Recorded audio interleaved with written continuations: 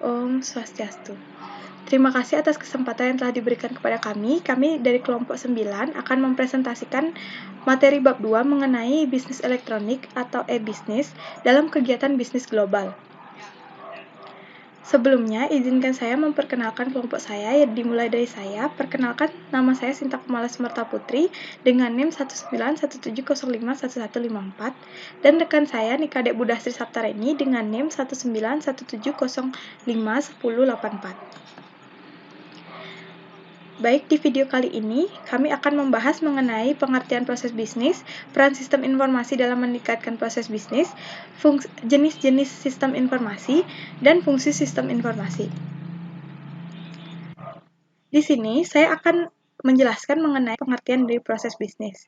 Bisnis dalam proses bisnis mengacu pada cara bagaimana pekerjaan dikoordinasikan dan difokuskan untuk menghasilkan produk atau jasa yang memiliki nilai atau harga, di mana kegiatan bisnis ini akan didukung oleh arus material, informasi, dan pengetahuan dalam proses bisnis. Sehingga dari pengertian bisnis tersebut dapat disimpulkan bahwa proses bisnis adalah kumpulan aktivitas unik yang dibutuhkan untuk menghasilkan suatu produk atau jasa, di mana perusahaan dan pihak manajemen akan mengkoordinasikan pekerjaan, informasi, dan pengetahuan yang memungkinkan mereka untuk memperoleh sumber kekuatan kompetitif sehingga dapat berinovasi dan mengeksekusi kegiatan menjadi lebih baik dari para pesaingnya. Dari penjelasan sebelumnya, yang mana proses bisnis merupakan kegiatan yang unik, di mana terbagi menjadi beberapa departemen, yaitu diantaranya yang pertama, manufaktur dan produksi, yaitu pada departemen ini akan berfungsi dalam perakitan produk, pemeriksaan kualitas, dan membuat tagihan material. Lalu yang kedua, terdapat penjualan dan pemasaran, yang mana berfungsi dalam mengidentifikasi pelanggan, membuat pelanggan sadar terhadap produk, dan menjual produk.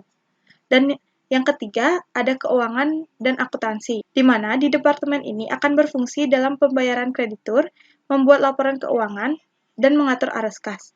Dan yang terakhir, ada sumber daya manusia, yaitu berfungsi untuk mempekerjakan karyawan, mengevaluasi performa kerja karyawan, dan mendaftar karyawan dalam tunjangan. Dalam menjalankan proses bisnis, beberapa departemen harus mengkoordinasikan atau mengkolaborasikan proses bisnis mereka menjadi suatu kegiatan untuk menjalankan proses bisnis suatu perusahaan. Berikut merupakan ilustrasi sederhana dari kolaborasi lintas fungsional atau departemen yang dimaksud. Yang mana diawali dengan departemen penjualan, di mana pada departemen ini akan menghasilkan pesanan yang nantinya akan dicatat sebagai pesanan atau dimasukkan sebagai pesanan. Yang selanjutnya, departemen akuntansi ini akan memeriksa kredit atau transaksi yang nantinya akan disetujui atau disepakati, di mana hasil dari kesepakatan transaksi tersebut akan mendapatkan bukti berupa faktur. Setelah menyetujui transaksi tersebut atau kredit tersebut, Departemen Manufaktur dan Produksi akan merakit produk dan mengirim produk tersebut kepada para konsumen. Lalu kita masuk ke pembahasan yang kedua, yaitu peran sistem informasi dalam proses bisnis. Sistem informasi mengotomatiskan banyak langkah dalam proses bisnis, yang mana sebelumnya dilakukan secara manual.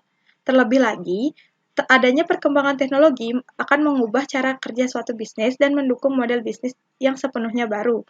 Contohnya saja ada membaca e-book di Kindle, belanja online di Bukalapak, dan mendengarkan musik lewat Juke. Peran sistem informasi ini ada 3, yaitu yang pertama, setiap perusahaan dapat dilihat sebagai kumpulan proses bisnis, yang mana proses-proses tersebut merupakan bagian dari proses yang lebih luas. Yang kedua, banyak juga proses bisnis yang terikat pada area fungsional tertentu. Dan yang ketiga, proses bisnis lainnya melewati banyak area fungsional yang berbeda dan membutuhkan koordinasi lintas departemen.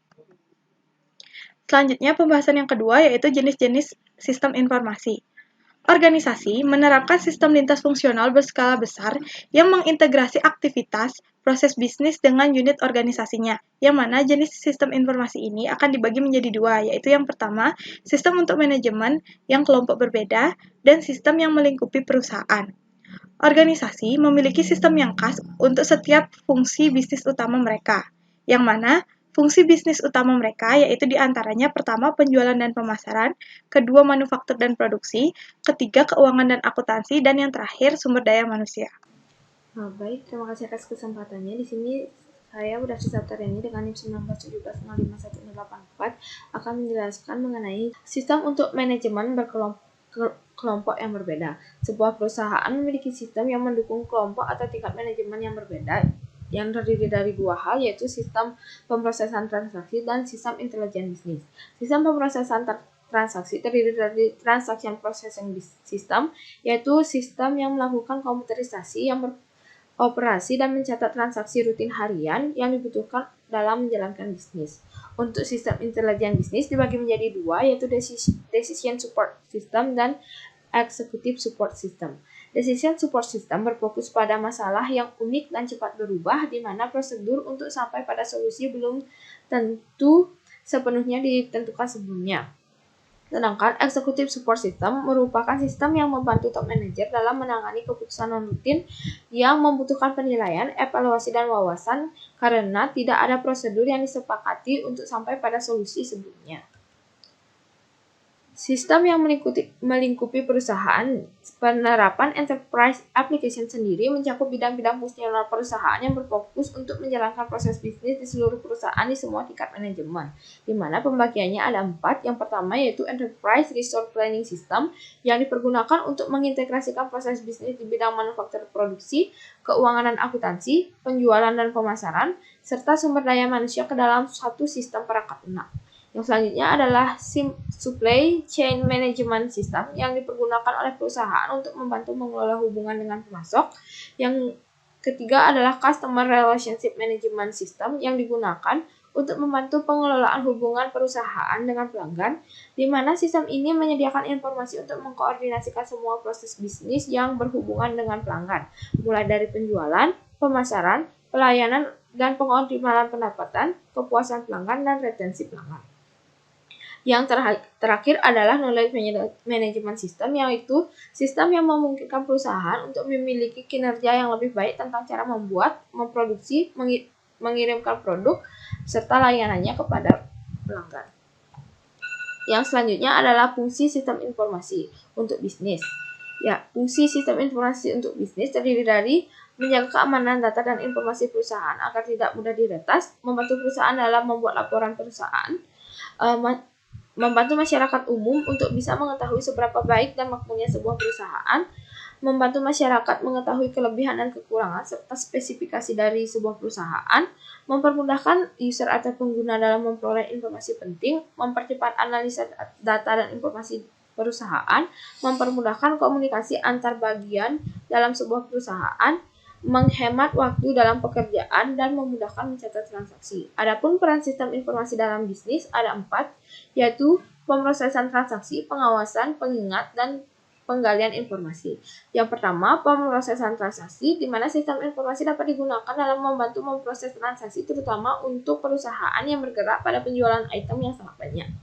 Apabila perusahaan tersebut menggunakan cara yang manual, tentu saja akan membutuhkan waktu yang banyak dan risiko terjadinya kesalahan tersebut sangat tinggi. Yang selanjutnya adalah pengawasan, di mana sistem informasi juga dapat digunakan untuk mengawasi sebuah kegiatan transaksi karena transaksi tersebut datanya akan tersimpan secara otomatis dalam basis data sehingga mudah untuk ditelusuri. Selanjutnya, sebagai pengingat, sistem informasi berbasis komputer juga dapat digunakan untuk mengingat tagihan yang harus dibayar atau jumlah piutang yang belum ditagih. Hal ini karena data yang disimpan dalam basis data akan dilakukan pengecekan secara otomatis dan periodik sehingga kita mengetahui apakah hutang dan piutang tersebut sudah hampir pada waktunya untuk ditagih atau hampir terlewati. Selanjutnya adalah penggalian informasi, di mana dengan disimpannya setiap transaksi dalam basis data, maka kita dapat menggali informasi dari basis data transaksi tersebut sesuai dengan kebutuhannya kita. Kesimpulannya adalah sistem informasi yang ada dapat membantu perusahaan dalam menjalankan kegiatan bisnisnya. Sistem informasi memungkinkan perusahaan untuk mengelola aktivitas kerja mereka menggunakan informasi yang tersedia untuk secara efisien membantu membuat keputusan yang lebih baik dan meningkatkan kinerja proses bisnis mereka secara keseluruhan. Keberadaan sistem informasi ini juga memudahkan pihak luar atau pihak ekstern untuk memperoleh informasi terkait dengan perusahaan, seperti misalnya informasi terkait laporan keuangan, sehingga pihak ekstern tersebut dapat mengetahui kinerja perusahaan melalui informasi yang tersedia. Mungkin sekian presentasi dari saya. Terima kasih.